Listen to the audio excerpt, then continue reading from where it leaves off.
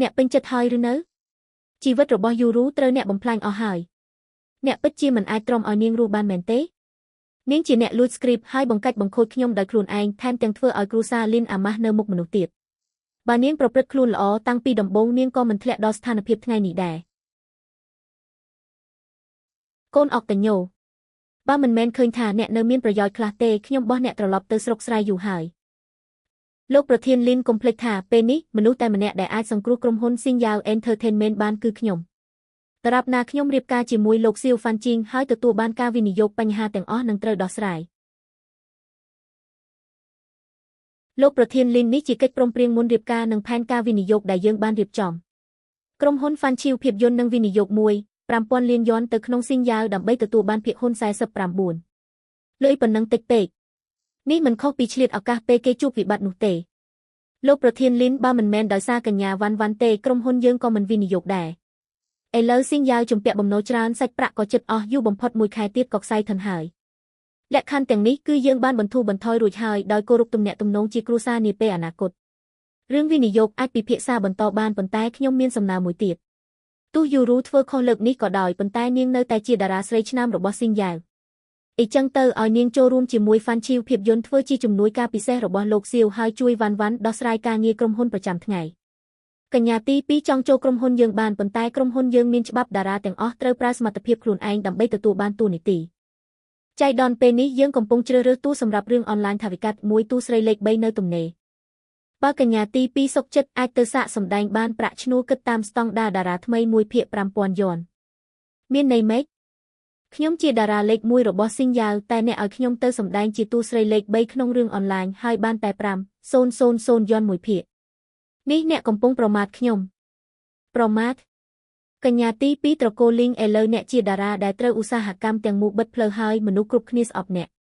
ក្រុមហ៊ុនយើងនៅតែឲ្យអ្នកបានមួយតួនាទីគឺដោយសារតែមុខកញ្ញាវ៉ាន់ប៉ុណ្ណោះបើមិនដូច្នោះទេសូម្បីតែតួបន្ថែមអ្នកក៏មិនមានឱកាសដែរលោកប្រធានលីងមនុស្សដែលខ្ញុំរៀបការគឺលីងវ៉ាន់ខ្ញុំទទួលខុសត្រូវតែនាងប៉ុណ្ណោះចំណែកកញ្ញាទី2ផ្លូវរបស់នាងត្រូវដើរដោយខ្លួនឯងកញ្ញាវ៉ាន់ខាងលោកសៀវមិនមានបញ្ហាទៀតទេប៉ុន្តែតាមទម្លាប់នៅមានសំណួរចុងក្រោយមួយនេះជាចិត្តណារបស់អ្នកស្រីសៀវ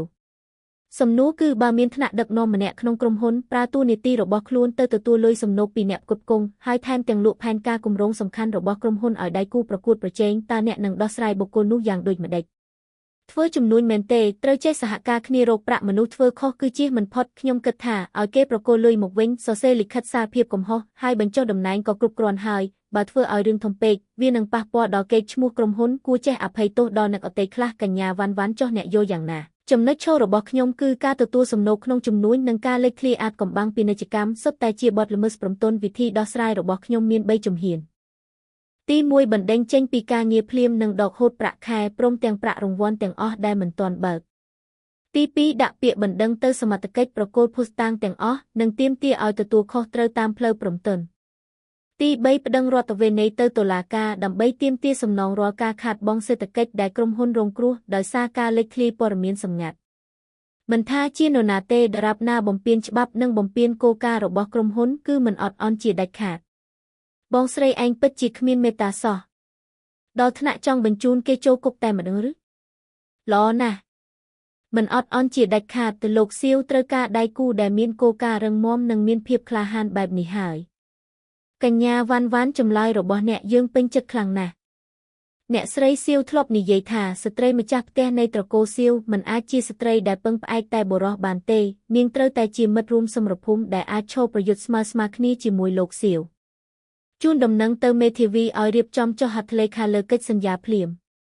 បាទលោកសៀវហាទីបំផុតការវិនិយោគពីត្រកូលសៀវអាចជួយដោះស្រាយវិបត្តិបន្ទាន់របស់យើងបានហើយហេតុអ្វីត្រូវជានាងលីនវ៉ាន់លីងចិនស៊ូម៉ានពួកអ្នកគិតថានេះជាទីបញ្ចប់មែនទេនេះគ្រាន់តែជាការចាប់ផ្ដើមប៉ុណ្ណោះ